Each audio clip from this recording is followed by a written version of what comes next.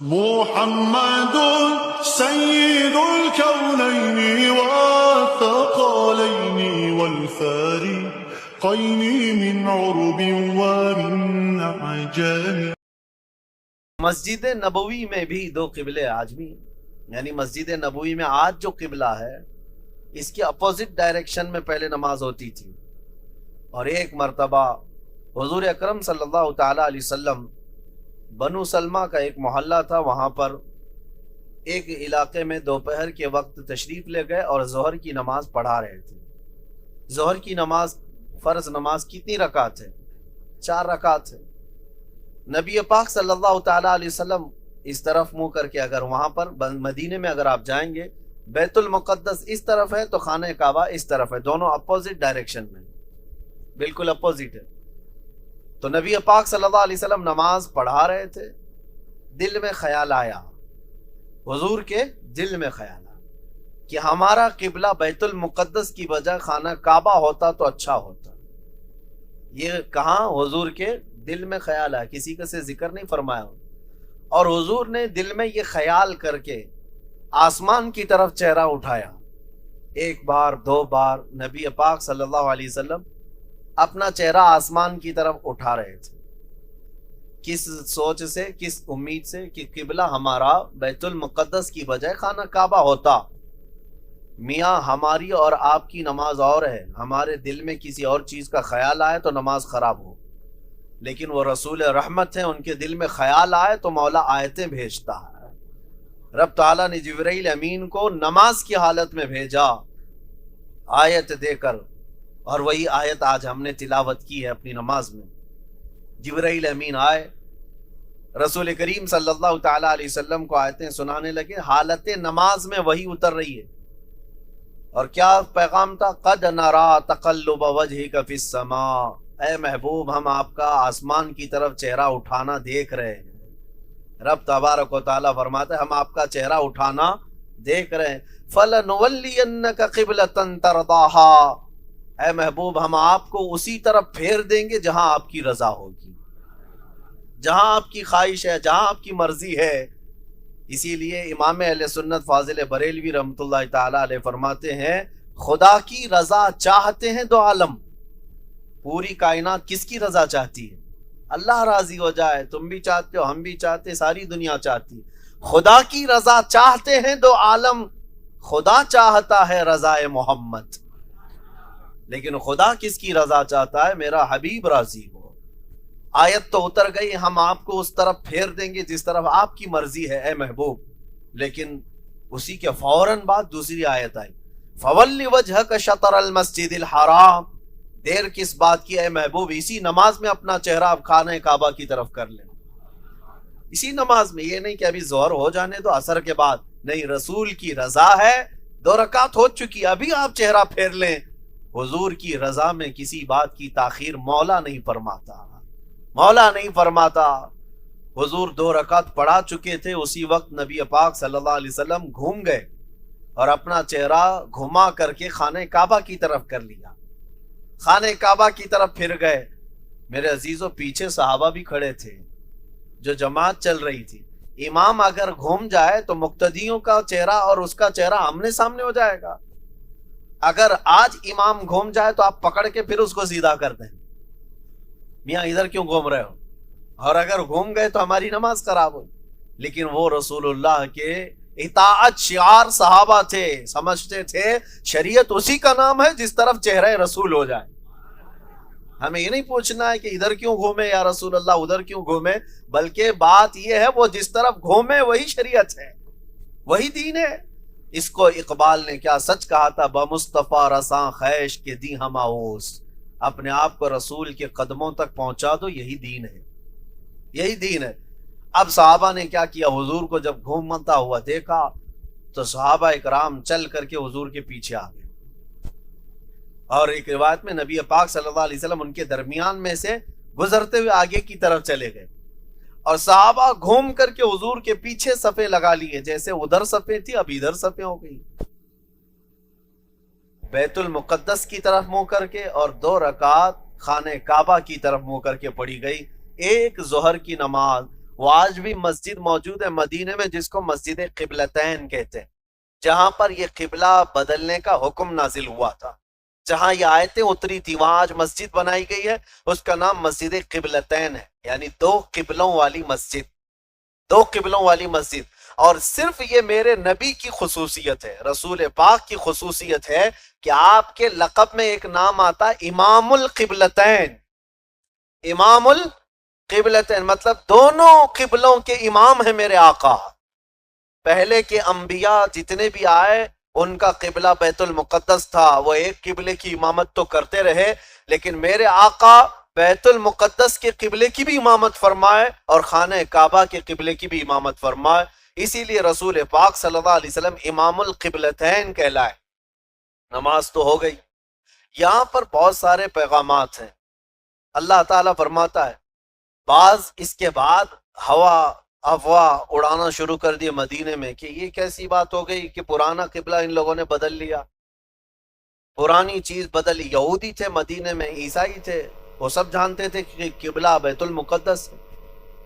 تو اللہ تبارک و تعالیٰ نے فرمائے ان کے متعلق سَيَقُولُ السُّفَهَاءُ مِنَ النَّاسِ، سفہاء ان کو کہا گیا ہے، اے رسول ان قریب بیوقوف لوگ یہ کہنے لگ جائیں گے، بیوقوف لوگ، کہ رسول نے قبلہ کیسے بدل لیا، کیا شریعت ان کے گھر کی ہے؟ رسول تو اللہ تبارک و تعالیٰ کے آخری پیغمبر ہیں، ان کے لیے احکام اترے، اور اللہ نے فرمایا وَمَا أَنْتَ بِتَابِعٍ قِبْلَتَهُمْ، اے محبوب آپ ان کے قبلے کی پیروی کرنے والوں میں سے نہیں ہیں، آپ تھوڑی نہ مقتدی ہیں ان کے، آپ امام ہیں، جس طرف آپ گھومیں گے سب کا قبلہ وہی ہے۔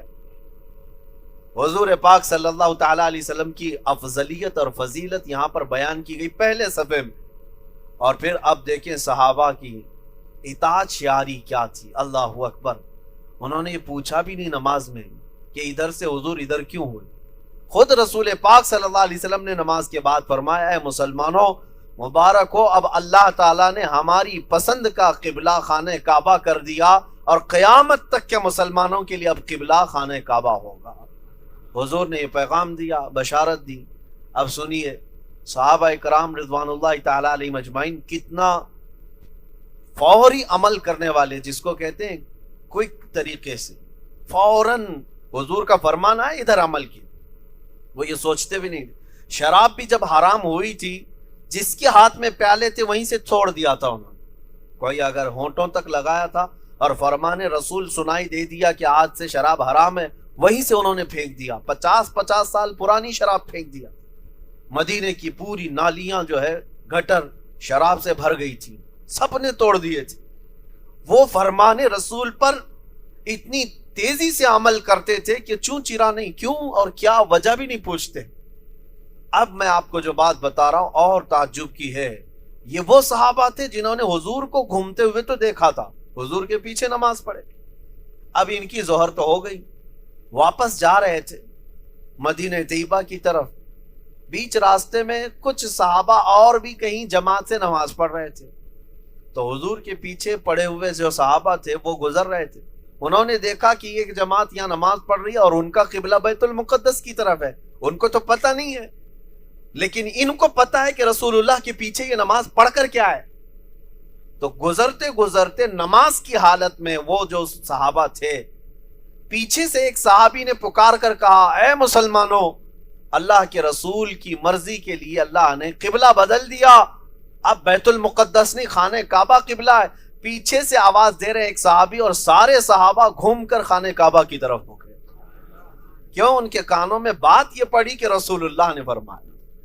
آج میں آپ کو بتاؤں، امام اگر نماز پڑھا رہا ہے، مسئلہ سن لیجیے آپ، اگر نماز پڑھا رہے ہیں، آپ نماز میں نہیں ہیں، باہر کھڑے تھے، کچھ غلطی نظر بھی آ گئی امام کی اور آپ نے پیچھے سے لقمہ دیا کھڑے ہو کر، اور امام نے لقمہ لے لیا تو پوروں کی نماز گئی، کیونکہ خارج نماز اگر کوئی ہے، نماز میں نہیں تھا، باہر کھڑا ہوا تھا اور کھڑے ہو کر کے اس نے لقمہ دے دیا، اس کا لقمہ اگر امام نے لے لیا تو امام کی بھی نماز گئی اور سب کی بھی نماز گئی۔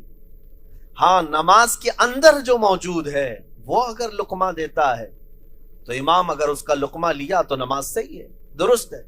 خارج نماز اگر کوئی کہہ رہا ہے، یعنی جیسے میں کھڑا تھا اور سجدے کے بعد دوسری رکعت کے لیے کھڑا ہونا تھا لیکن ہم بیٹھ گئے، یاد نہیں تھا، بیٹھ رہے تھے لیکن باہر کھڑا ہوا کوئی آدمی برابر واچ کر رہا ہوگا، دیکھ رہا ہوگا، اس نے چلا کر کہا اللہ اکبر، وہ نماز میں نہیں تھا، امام کو یاد آیا اور کھڑا ہو گیا دوسرے کی تکبیر سن کر۔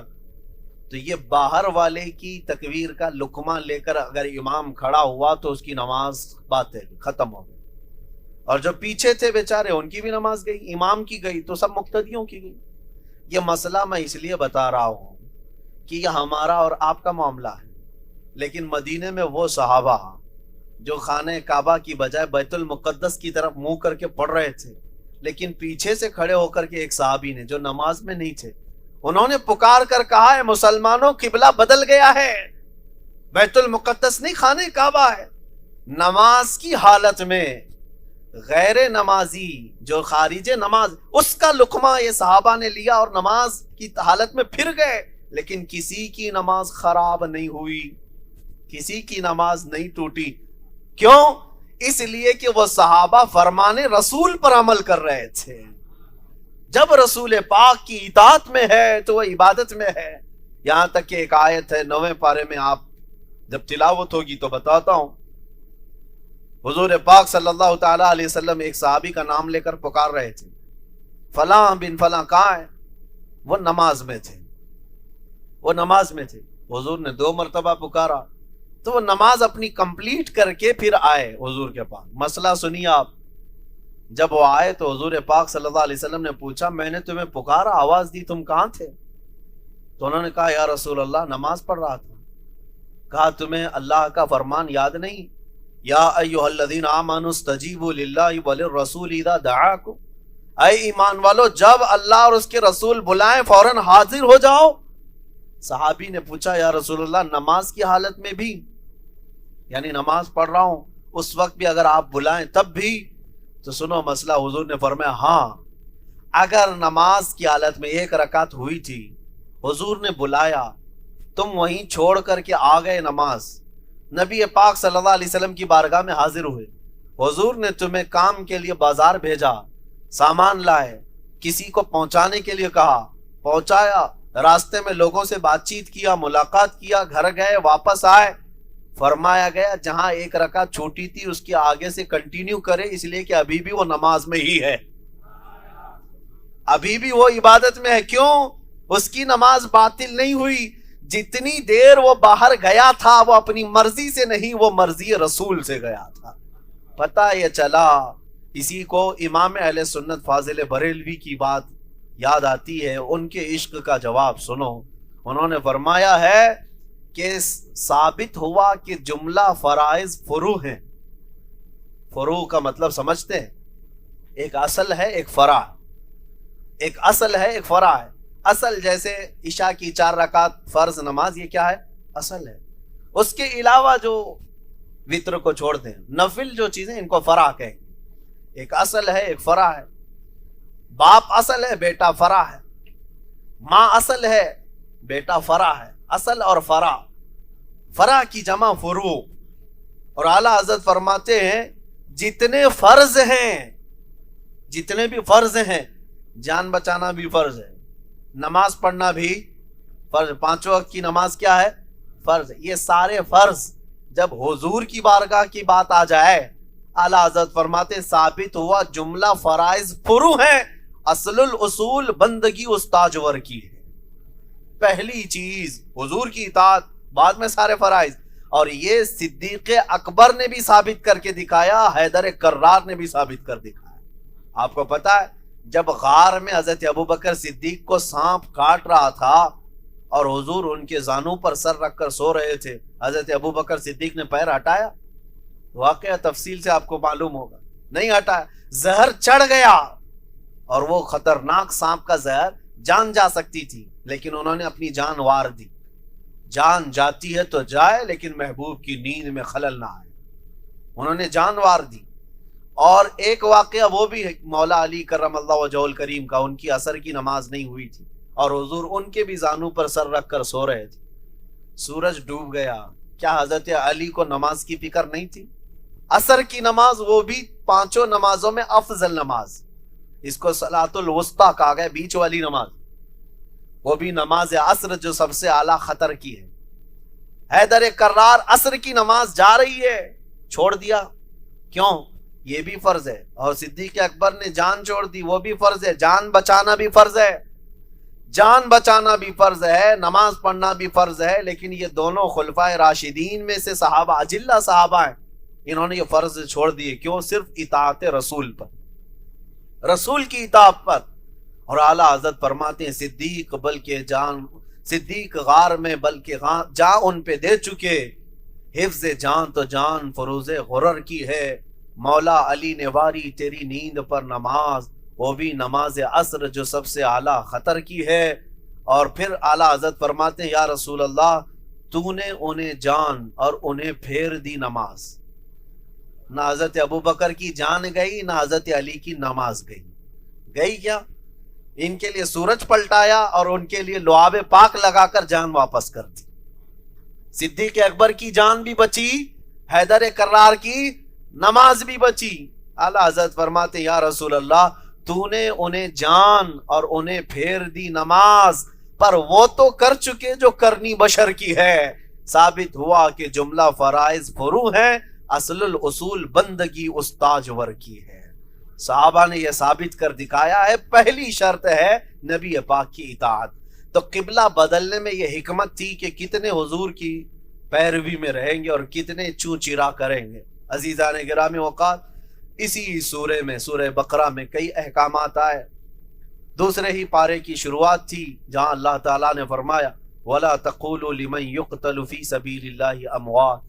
کتنی آیات کی میں تفسیر عرض کروں، بہت طویل ہو جائے گی بات۔ اللہ فرماتا ہے جو اللہ کی راہ میں مارے جائیں انہیں مردہ مت کہو، بل احیاء ولکن لا تشعرون، بلکہ وہ زندہ ہیں تمہیں اس کا شعور نہیں۔ اللہ کی راہ میں مارے جانے والے اس کو کیا کہتے ہیں آپ بتائیں؟ کوئی ورڈ ہے؟ شہید ہے۔ اس کو مجھے آج تھوڑا سا کلیریفیکیشن کرنا ہے آپ کے سامنے۔ کچھ آج کے پاکھنڈیوں کو پیٹ میں یہ بھی درد ہونے لگا کہ یہ شہید شہید کہہ کر کے 70 حوروں کی لالچ دے کر کے لوگوں کو مرواتے، اور کئی لوگ یہ سوال کرتے ہیں 70 حوریں چاہیے، 72 حوریں چاہیے، یہ مذاق اڑاتے ہیں، مذاق اڑاتے ہیں۔ میں ان سے کہتا ہوں شہید ہونے پر یقیناً اجر ہے اور وعدہ ہے اللہ کا، 70 کیا وہ چاہے 700 حوریں عطا فرمائے۔ ان کو تکلیف اس بات کی ہے کہ جو شہید ہوتا ہے اسلام میں اس کی اتنی فضیلت بیان کی جاتی ہے، اور یہ مرتے ہیں تو حوریں حاصل کرنے کے لیے مرتے ہیں، حوریں حاصل کرنے کے لیے مرتے ہیں۔ پہلی بات تو یہ ہے حوریں حاصل کرنے کے لیے نہیں، اللہ کی رضا کے لیے جو شہید ہوتا ہے اسی کو حوریں ملتی، اور جو حوروں کے لیے مرتا ہے اس کو شہادت نہیں کہتے، شہادت نہیں۔ اللہ کی رضا کے لیے جو شہید ہوا اسے حوریں مل جاتی ہیں، الگ بات ہے، لیکن حوروں کے لیے جو مرتا ہے وہ لنگور ہے۔ ہاں جو صرف اور صرف لڑکیوں کے لیے مر گیا ہو، مجازی عشق کے لیے مر گیا ہو، وہ نہیں ہے، شہید کا درجہ الگ ہے۔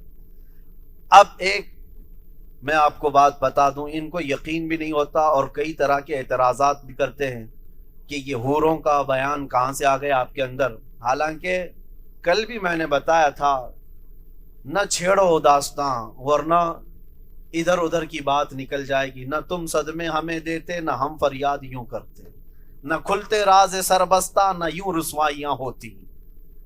افسراؤں کا ذکر کہاں آیا ہے میں آپ کو بتاؤں، بہت ساری افسرائیں مہابھارت میں ہیں، گیتا میں ہیں، رامائن میں ہیں، افسرائیں ملیں گی۔ افسرا ہم نے پوچھا یہ کیا ہے، حور کے بدل میں وہاں افسرا ہے۔ بہرحال کسی کو تکلیف ہے حوروں کے سلسلے میں اور شہید کے معاملے میں، آپ کو تکلیف ہے مت لو حور، جن کو مل رہی ہے ان کو لینے دو، بات سمپل سی ہے۔ ایک صاحب ہم سے پوچھ رہے تھے ہمارے شہر میں کرناٹک میں کہ 72 لے کر کے کیا کریں گے، آپ کو اتنی ساری حوریں دینے کی لالچ کیوں دی گئی؟ میں نے کہا یہ بھی کم ہے، جنتی مرد کی طاقت 100 مردوں سے زیادہ ہوتی ہے۔ جنتی مرد کی طاقت کو اپنی طاقت پر قیاس مت کرو، اللہ کریم جسے جنت عطا کرتا ہے اس کی طاقت دنیا کے انسانوں سے بڑھ کر ہوتی ہے، اور اگر اللہ کریم اپنے رحمت سے اسے حوریں عطا فرماتا ہے تو یہ اس کا فضل ہے، اس کا انعام ہے، اور یہ شہیدوں کے لیے وعدہ ہے، شہیدوں کے لیے وعدہ ہے۔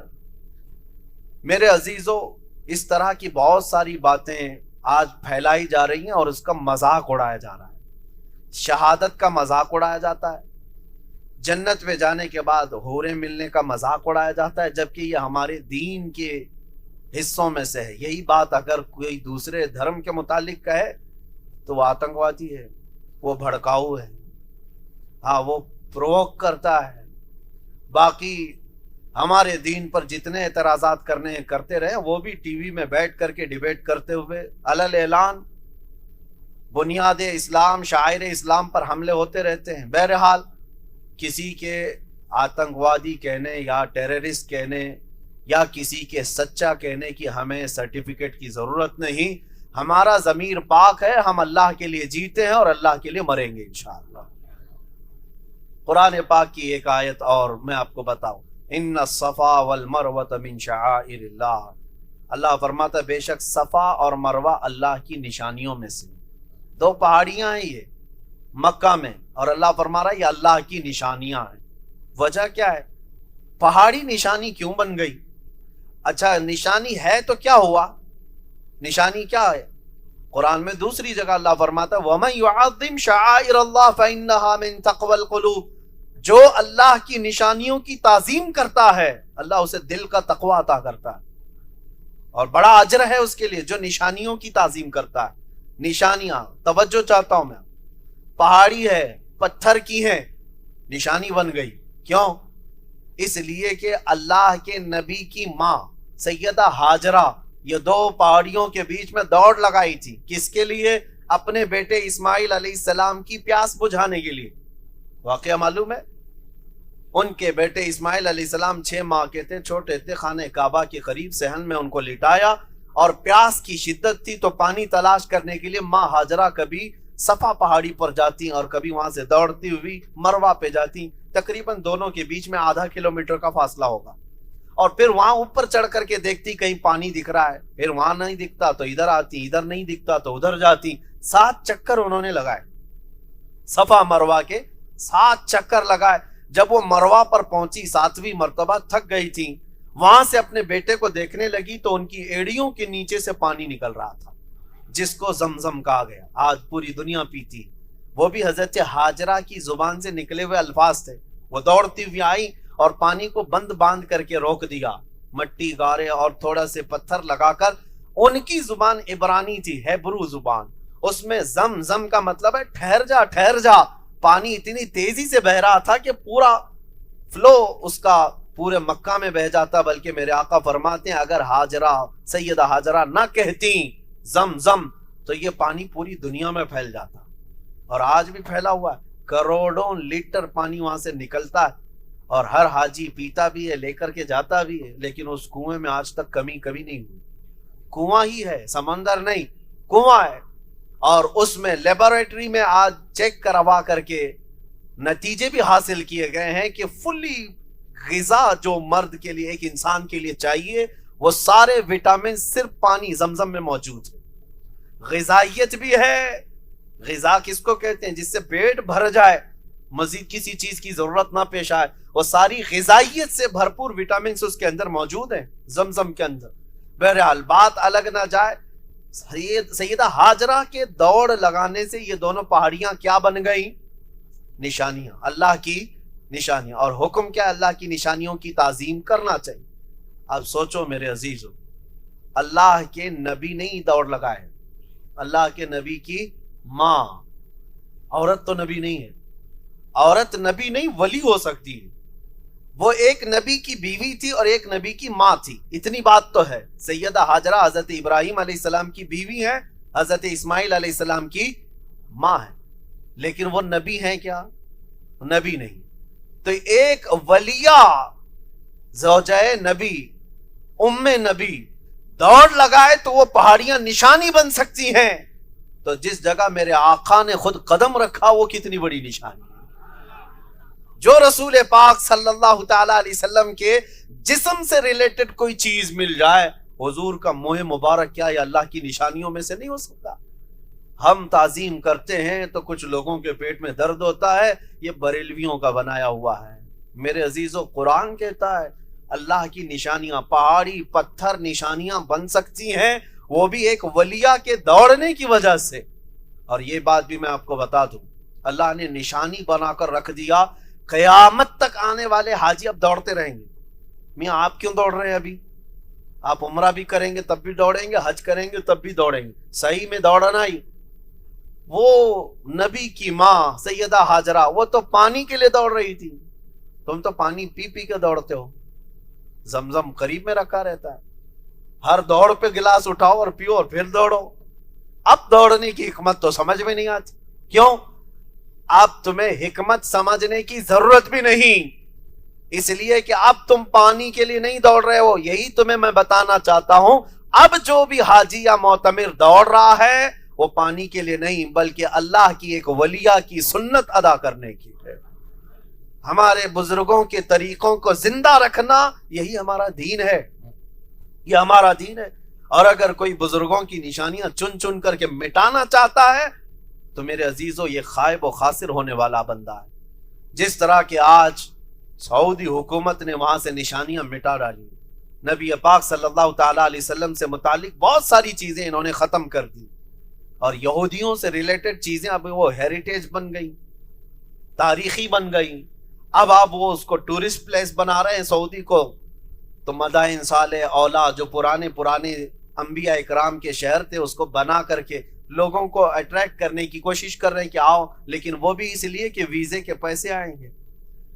باقی میرے مصطفیٰ کریم صلی اللہ علیہ وسلم کی یادگار چیزیں مدینے میں بہت ساری تھیں، انہوں نے ختم کر دیا۔ وہ تو اللہ ترکیوں کا بھلا کرے کہ جب وہ مدینہ اور مکہ چھوڑ کر جا رہے تھے ترکی واپس، جب ان کی خلافت ختم ہوئی تھی، اللہ ان کا بھلا کرے کہ وہ یوں ہی نہیں گئے بلکہ میرے آقا کے جتنے تبرکات تھے سب سمیٹ کر ترکی لے کر گئے، اور جس کی وجہ سے آج بھی ٹاپ کاپی میوزیم میں حضور پاک صلی اللہ تعالی علیہ وسلم کے تبرکات بعین ہی ویسی ہی موجود ہیں۔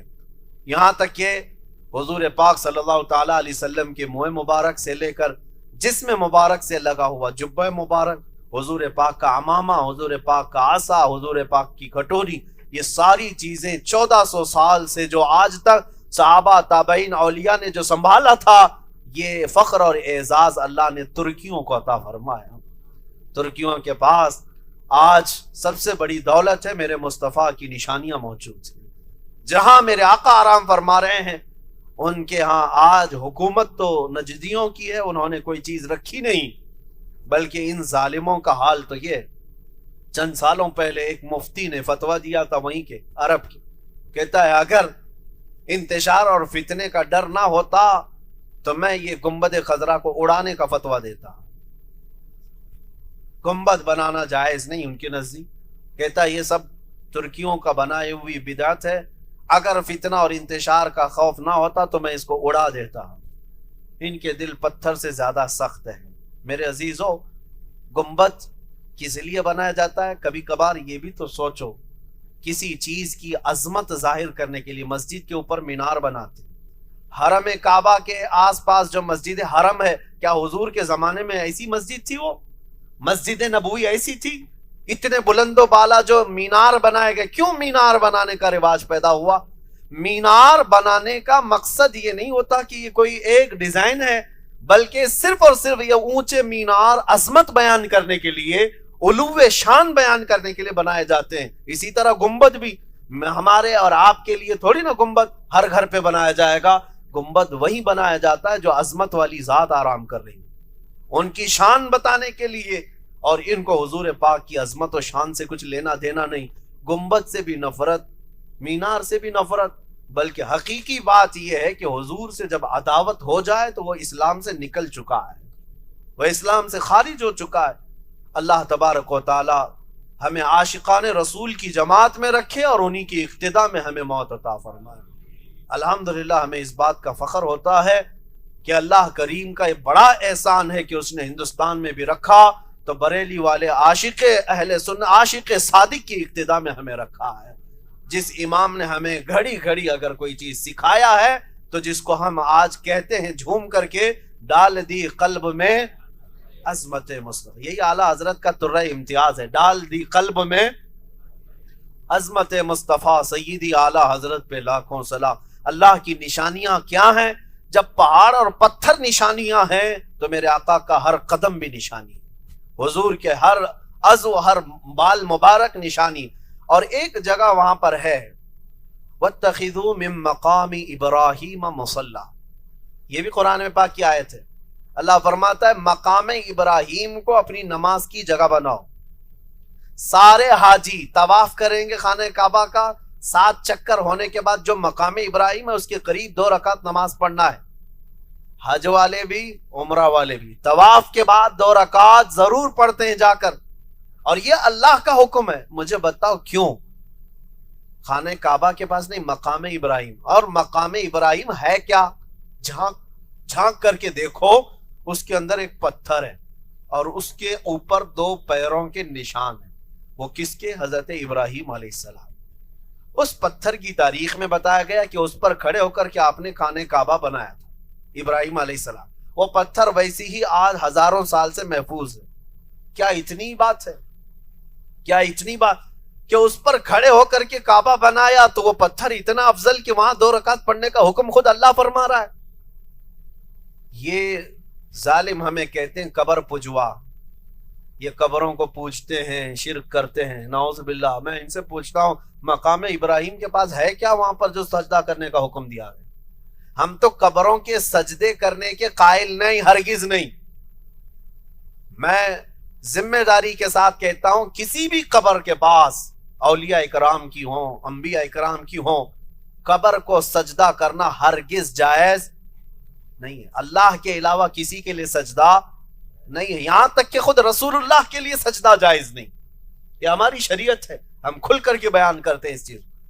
اگر کوئی جاہل جا کر کے کہیں کی سال ٹیک دیتا ہے تو ہم اس کو ذمہ داری نہیں کہتے.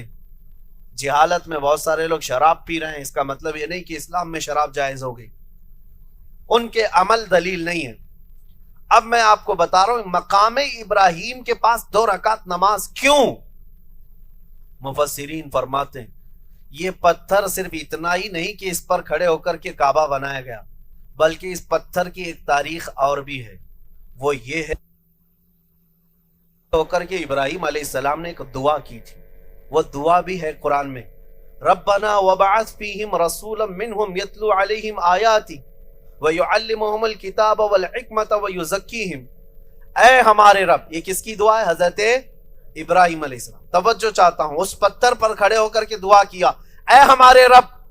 کعبہ جب مکمل ہو گیا تب انہوں نے دعا کی تھی، اے ہمارے رب ہماری اولاد میں سے ایک ایسا رسول پیدا فرما، ایک ایسا رسول پیدا فرما جو تیری آیتیں تلاوت کرتا ہو، لوگوں کو علم دیتا ہو، حکمت دیتا ہو اور ان کے دلوں کو پاک کرتا ہو. ایک رسول پیدا کر. اس کی دعا کون کیا؟ حضرت ابراہیم. ان کی دعا قبول ہوئی. 1000 سال، 2000 سال، 3000 سال کے بعد انہی کی اولاد میں مکہ مکرمہ میں محمد الرسول اللہ پیدا ہوئے. اور یہی وہ رسول ہیں جن کو مانگا گیا تھا اس پتھر پر کھڑے ہو کر. یہی وہ رسول. مکہ کی پوری تاریخ میں کوئی رسول نہیں پیدا ہوئے سوائے میرے مصطفیٰ کے. شبہ ہونے کا چانس ہی نہیں ہے کہ حضرت ابراہیم کی دعا سے جو نبی پیدا ہوئے وہ اور تھے جو مکہ میں پہلے پیدا ہوئے. نہیں، مکہ میں ایک ہی نبی پیدا ہوئے، وہ میرے آقا محمد رسول اللہ صلی اللہ علیہ وسلم. اب رسول اللہ نے خود فرما بھی دیا، انا دعوت ابی ابراہیم و بشارت عیسیٰ. اے لوگو تم مجھے دیکھ رہے ہو، ہمارے باپ ابراہیم علیہ السلام نے جو دعا کی تھی وہ دعا میں ہی ہوں، اور میں عیسیٰ علیہ السلام نے جو بشارت دی تھی وہ بشارت میں ہی ہوں. یہ حضور نے فرمایا. اب سنو، اب سنیے. حضور کو اس پتھر پر مانگا گیا تھا. مفسر شہیر حکیم الامت علامہ احمد یار خان رحمۃ اللہ علیہ فرماتے ہیں اس پتھر کی عظمت اس لیے ہے کہ اس پتھر پر کھڑے ہو کر کے ابراہیم علیہ السلام نے سید الانبیاء کو مانگا تھا، ہمارے رسول کو مانگا تھا. اس لیے وہ عظمت والا پتھر ہے، وہاں پر 2 رکعت پڑھو۔ میں نے اس وقت یہ سوچا حضور کو جہاں سے مانگا گیا وہ پتھر اتنی عظمت والا ہو گیا، جہاں خود بنفس نفیس جسم کے ساتھ میرے آقا جن جالیوں میں آرام کر رہے ہیں وہ جالیاں کتنی عظمت والی ہوں گی، وہ کتنی عظمت والی ہوں گی۔ اسی لیے فرمایا گیا حضور کا جسم اقدس جس قبر سے لگا ہوا ہے وہ جگہ عرش اعظم سے بھی افضل ہے، عرش اعظم سے بھی افضل ہے۔ اللہ کریم ہمیں نشانیوں کی تعظیم کرنے کی توفیق عطا فرمائے۔ ہمیشہ میرے عزیزو گمراہی کی طرف دیکھ کر کے کبھی بھی ان کے دلائل کو دیکھ کر مائل مت ہو جانا۔ انٹرنیٹ کے دور میں ابھی شبہات اتنے ڈالے جاتے ہیں، اتنے اعتراضات، اتنے وسوسے ڈالے جاتے ہیں، یہ کہاں ہے قرآن میں، وہ کہاں ہے قرآن میں، یہ کہاں ہے حدیث میں، وہ کہاں ہے حدیث میں۔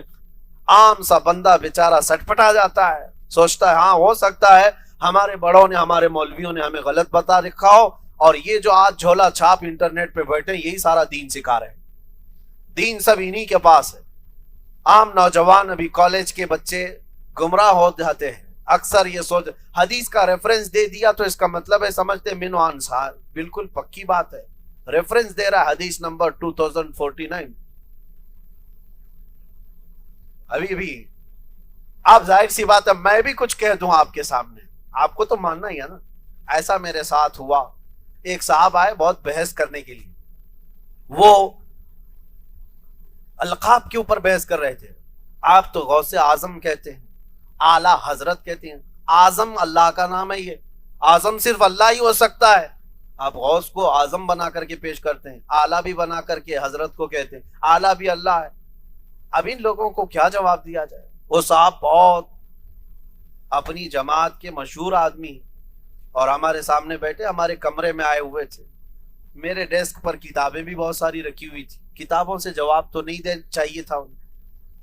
ہم نے کہا غوث اعظم پر آپ کو اعتراض ہے، لیکن جو پورے انڈیا کا پرائم منسٹر ہوتا ہے اس کو آپ اردو میں کیا کہتے ہیں؟ وزیر اعظم۔ وہ پھٹیچر اعظم ہو سکتا ہے، ایک ولی اعظم نہیں ہو سکتا، کوئی بھی ہو۔ اور جو صوبے کا، جو ریاست کا، آپ کے اسٹیٹ کا چیف منسٹر ہوتا ہے اس کو اردو میں آپ کیا کہتے ہیں؟ وزیر اعلیٰ۔ یہاں اعلیٰ ہو سکتا ہے، یہاں اعلیٰ ہو سکتا ہے، لیکن ایک عاشق رسول کو اعلیٰ حضرت کہا جائے درد ہوتا ہے۔ بہرحال یہ چھوڑے، میں جو بات کہہ رہا تھا وہ یہ ہے، ہم نے ان سے کہا کہ اچھا ٹھیک ہے آپ کو دلیل چاہیے، ریفرنس چاہیے۔ میرے پاس وہاں ڈیسک پر بہت موٹی کتاب رکھی تھی، میں کہا یہ بخاری شریف اٹھا کر کے میں اگر اس میں سے بتاؤں تو آپ مانیں گے؟ انہوں نے کہا کیوں نہیں مانیں گے، بخاری شریف ہے تو مانیں گے ہم، آپ اس میں سے دکھائیں۔ ہم نے کہا یہی تو بیوقوفی ہے، وہ بہار شریعت تھی، وہ بخاری شریف نہیں تھی۔ تو آپ کا تو اتنا ہی معاملہ ہے، جو کہہ دے ریفرنس بتا دیا، اتنے 1000 نمبر یہ حدیث ہے، یہ حدیث ہے۔ کراس ویریفیکیشن کرنے کے لیے بھی علم چاہیے، آپ خود بھی حدیث دانی رکھتے ہوں، علم رکھتے ہوں اصول حدیث کیا ہے۔ اسی لیے فرمایا گیا علماء کے ساتھ رہو، علماء اہل سنت کے ساتھ رہو، انشاءاللہ العزیز اللہ تبارک و تعالی حق جماعت کے ساتھ تمہیں زندہ رکھے گا، اور حق جماعت کے ساتھ ہی اللہ تمہارا حشر بھی فرمائے گا۔ تعلق رہا اور ہمارا رشتہ بھی ہے، اسی مناسبت سے یہاں بچپن میں آنا جانا رہا، اور ہم یہاں کے نافع بھی جانتے ہیں، ریشم بھی جانتے ہیں، لیکن یہ نہیں معلوم تھا کہ رام نگرم کے غیور اہل سنت و جماعت ریشم کی طرح ملائم نہیں ہیں، رسی کی طرح عشق رسول میں مضبوط بھی ہیں۔ اللہ تمہاری یہ جذبے سلامت رکھے۔ اس کی وجہ یہ ہے کہ نسبتوں والے ہیں، نسبتوں والے جب تک زندہ رہیں گے یہ جذبہ باقی رہے گا۔ دنیا 1000 بار توڑنے کی کوشش کرتی رہتی ہے اور تمہیں بکھیرنے کی کوشش کرتی رہتی ہے، اگر کوئی چیز تمہیں باقی رکھی ہے تو یہ بزرگوں کی نسبت ہے۔ اور جو گوگل کا سیکھا ہوا آدمی ہے اس کا تو عطا پتہ ہی نہیں ہے، آج اس جماعت میں ہے کل اس جماعت میں ہے، اس کا پتہ نہیں ہے۔ آج کے دور میں جو لوگ یہ سمجھ رہے ہیں کہ سارا دین گوگل سے ملا ہوا ہے اور بہت سارے لوگ مولانا گوگل کے ہی شاگرد ہیں اور ٹرانسلیٹڈ ان کو اس سے جو چیز ملی وہ سمجھتے ہیں وہی دین ہے. اور کوئی پروفیسر آیا, کوئی پلمبر آیا, کوئی انجینئر آیا, دین سکھانے لگا. لیکن اہل سنت کی خوش بختی ہے کہ ہم نے ان پلمبروں سے دین نہیں سیکھا, اللہ کے ولیوں سے دین سیکھا ہے. اور جو دین ان بزرگوں سے ہو کر کے آیا ہے وہ مضبوط ہے, وہ مضبوط ہے. آپ کو پتہ ہے پوری دنیا میں جو پیورٹی ہے, مسلمان نام سے تو بہت ساری جماعتیں ہیں, بہت ساری جماعتیں ہیں. ٹوپی داری کا نام مسلمان نہیں ہے, جبہ کبے کا نام بھی مسلمان نہیں ہے, بڑے کا گوشت کھانے والے کا نام بھی مسلمان نہیں ہے. صرف یہ معمولات کو دیکھ کر کے کوئی مسلمان سمجھے, ایسا نہیں ہے. دنیا میں بہت ساری جماعتیں ہیں مسلمان نام سے, لیکن باطل طاغوتی طاقتیں اگر کسی سے ڈرتی ہیں تو صرف اہل سنت و جماعت سے. اس لیے کہ ان کو پتا ہے یہ پیورٹی ان کے اندر ہے. ان کے پاس جو آیا ہے وہ صدیق اکبر سے ہو کر آیا ہے, ان کے پاس جو آیا ہے وہ فاروق اعظم سے ہو کر آیا ہے, ان کے پاس جو آیا ہے وہ عثمان غنی اور حیدر کرار سے ہو کر آیا ہے. ہمارے پاس جو آیا ہے وہ حسنین کریمین کے سلسلے سے آیا ہے. ہمارے پاس جو آیا ہے وہ امام موسیٰ کاظم غوث اعظم عبد القادر جیلانی سے ہو کر آیا. ہمارے پاس جو آیا وہ غریب نواز اور اعلیٰ حضرت سے ہوتے ہوئے آیا. یہ جو سلسلہ ہے یہ اتنی مضبوطی کے ساتھ قائم رکھا ہوا ہے کہ یہ ایک اینٹ سے اینٹ ہلا نہیں پاتے. اس لیے میرے عزیزوں, مصیبتوں کے تو پہاڑ ہم پر ٹوٹ گئے, لیکن سمجھوتا کرنے والی جماعتیں اور ہیں اور طوفانوں میں کھڑی رہنے والی جماعتیں اور ہیں. آج مجھے پتا ہے لوگ یہ باتیں کرتے ہیں, میاں ہوا جس کی ہے اس کی بات کرنا چاہیے, ہوا جس کی ہے, طاقت جس کی ہے اس کی بات کرنی چاہیے. میں ان بزدلوں سے کہتا ہوں ایسے فرعون لاکھ آئے اور چلے گئے, ایسے کیڑے مکوڑے برساتوں میں آتے ہیں اور موسم خطے ہوتے چلے جاتے ہیں. یاد رکھنا تلوے چھاٹنے والوں کی تاریخ نہیں لکھی جاتی, باطل کی آنکھوں میں آنکھ ڈال کر بات کرنے والی کی تاریخ لکھی جاتی ہے. آج یزید کے لشکر میں 22,000 لوگ تھے, کسی کا نام بتا دو. لیکن اگر مجھ سے پوچھو کہ حسین اعظم کے لشکر کے 72 لوگوں کے نام میں سنا سکتا ہوں. تاریخ میں محفوظ لوگ ہیں, اس لیے کہ وہ بادشاہت اور فوج اور طاقت و قوت کو دیکھ کر تلوے چاٹنے والی فوج میں 22,000 میں شامل نہیں ہوئے تھے. اپنی گردنیں کٹا دی لیکن قیامت تک کے لیے زندہ ہو گئے. یاد رکھنا زیادہ سے زیادہ کیا ہوگا, ہمیں پھانسی دے دی جائے گی, ہماری جانیں لے لی جائے گی, لیکن اس سے اسلام ختم نہیں ہوتا. ہمارا ماننا یہ ہے اسلام زندہ ہوتا ہے ہر کربلا کے بعد, اسلام زندہ ہوتا ہے.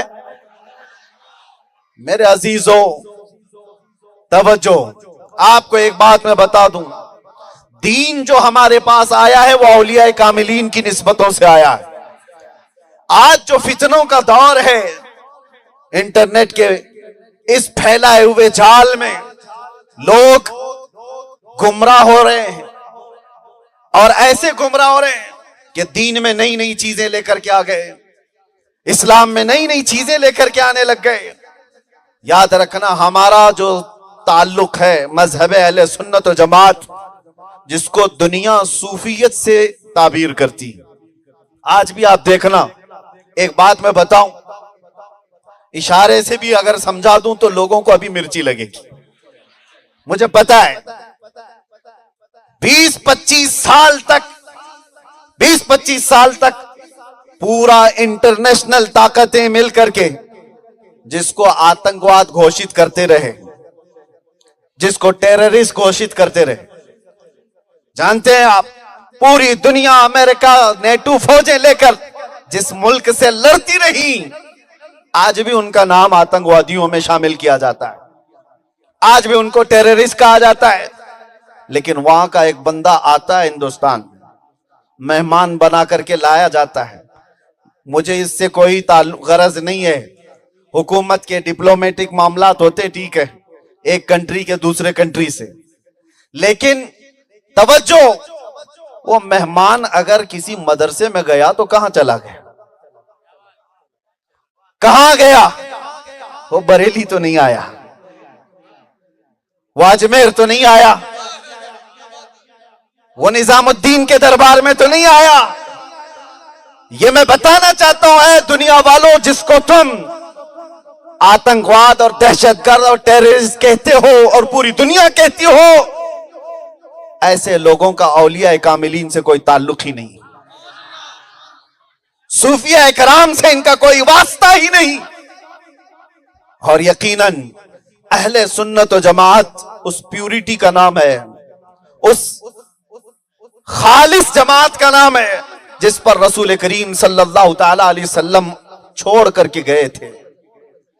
آپ اس دین کو میرے عزیزوں سیکھنا ہو تو یہ علماء ذوی الاحترام کے واسطے سے، اولیاء کی تعلیمات سے یاد رکھنا، ورنہ ہزاروں نوجوانوں کو آج میں دیکھ رہا ہوں انٹرنیٹ پر کیسے کیسے فرقے آ گئے اور ان کو دیکھتے دیکھتے گمراہ ہوتے جا رہے۔ کوئی آیا وہ کہنے لگا صرف میں اہل قرآن ہوں، کوئی حدیث نہیں، کچھ نہیں جاننا ہے مجھے، صرف قرآن کو توڑ مروڑ کر کے انگلش میں بیان کرنے لگ گیا۔ نوجوان اس کے فدائی، اس کے پیچھے بھی ایک جماعت، کوئی صرف حدیث کی بات کرتے ہوئے کہا کہ باقی تمام چیزیں اس کی ضرورت نہیں ہے، ائمہ کرام کی ضرورت نہیں ہے، اس کے پیچھے ایک جماعت چلی گئی۔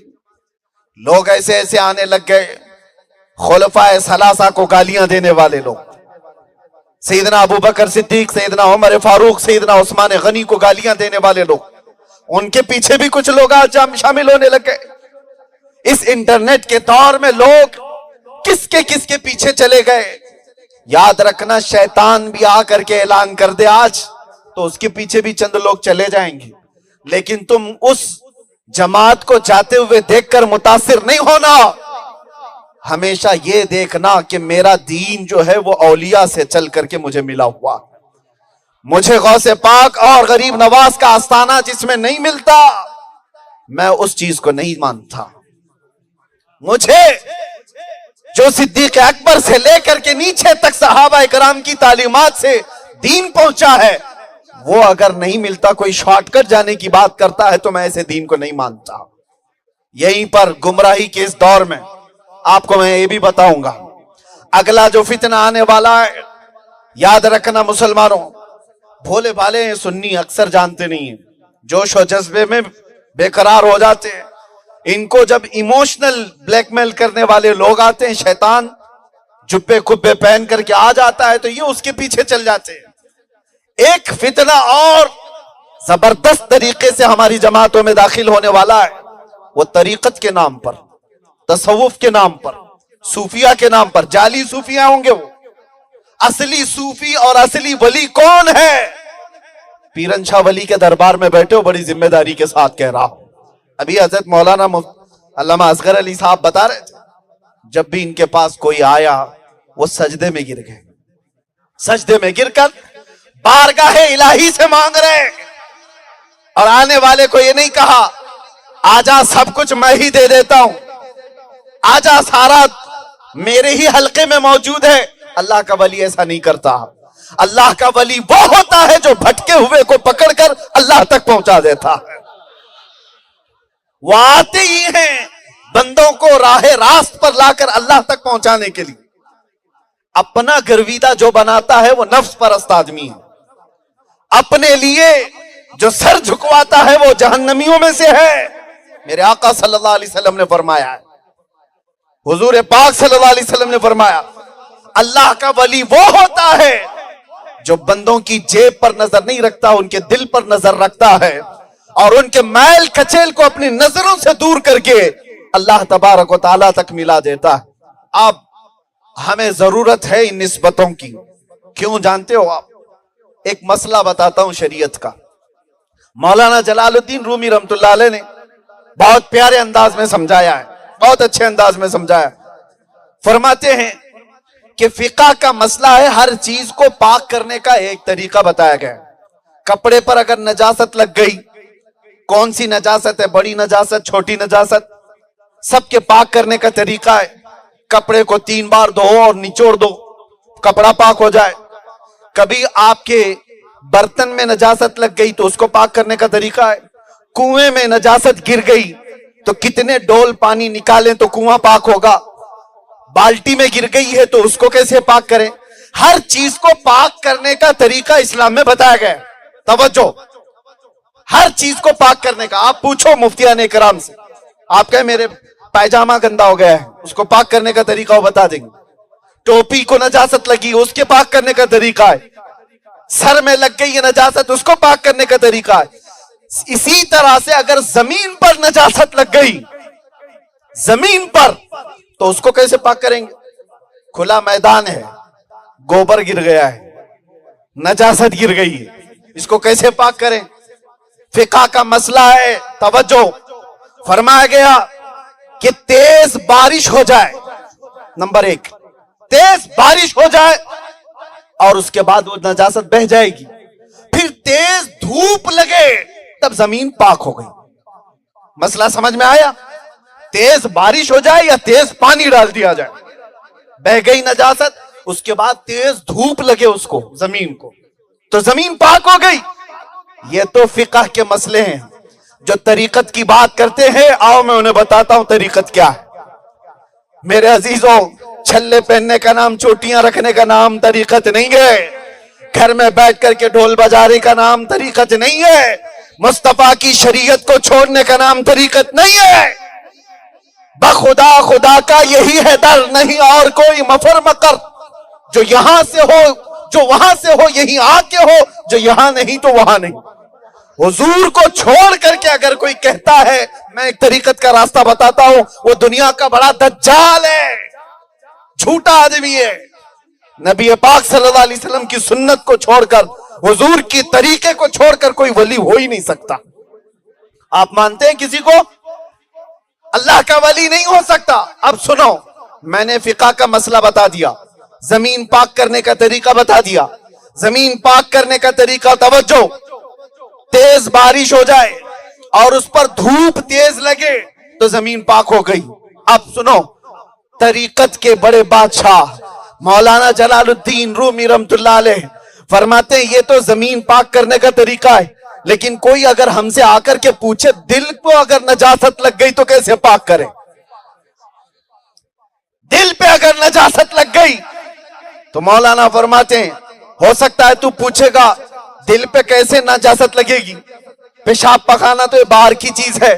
میرے عزیزو، دل پر جو نجاست لگتی ہے یہ باہر والی نجاست سے بڑی ہوتی ہے. لالچ کی نجاست، حرص کی نجاست، نفاق کی نجاست، کینہ اور بغض و عداوت کی نجاست اور دنیا کی شہوتوں کی نجاست. جب یہ مجازی عشق و محبت کی نجاست، یہ نجاستیں جب دل کی زمین پر لگ جائیں، اسے کیسے پاک کیا جائے؟ زمین پاک کرنے کا طریقہ تو فقہ نے بتایا. تیز بارش ہو جائے اور پھر تیز دھوپ پڑ جائے تو یہ زمین پاک ہوتی ہے. دل پہ ایسی ساری مائل نجاستیں لگی ہو تو اس کو کیسے پاک کریں؟ مولانا جلال الدین رومی فرماتے ہیں سیم وہی مسئلہ ہے. زمین جیسے پاک کی جاتی ہے ویسے ہی دل کو بھی پاک کیا جاتا ہے. طریقہ صرف تھوڑا سا چینج یہ ہے کہ دل کو جب نجاستوں سے تم دیکھ لو کہ یہ آلائشوں سے گھر گیا ہے، نمبر 1 ذکر الہی کی بارش ہو جائے اور کسی اللہ والے کی تیز نظر پڑ جائے، دل پاک ہو جائے گا. اللہ والے کی نظر دھوپ سے زیادہ اثر کرتی ہے، جیسے ہی اس کے دل پر پڑ جائے اس کی نجاست پاک ہو جائے گی. وجہ یہی ہے کہ ہم آستانوں پر آتے ہیں، لوگ یہ پوچھتے ہیں، ہمیں تو ایک تانا دیا جاتا ہے قبر پجوے لوگ ہیں. وہ جماعت بھی میں جانتا ہوں، شیرینیاں تو کھا لیا ہماری اور پھر ہم پر فتوے لگاتے ہو. بہت ساری چیزیں ہیں، بہرحال مجھے وہ سب ڈسکس نہیں کرنا ہے. ہم جانتے ہیں سب، ہمیں پتا ہے آپ نے کب ہم کو قبروں پہ سجدہ کرتے ہوئے دیکھا اور کب ہم نے کسی کو اجازت دی. قبر تو دور کی بات، رسول پاک کو بھی سجدہ کرنا جائز نہیں. ہماری شریعت میں سوائے اللہ کو کسی کے لیے سجدہ جائز نہیں.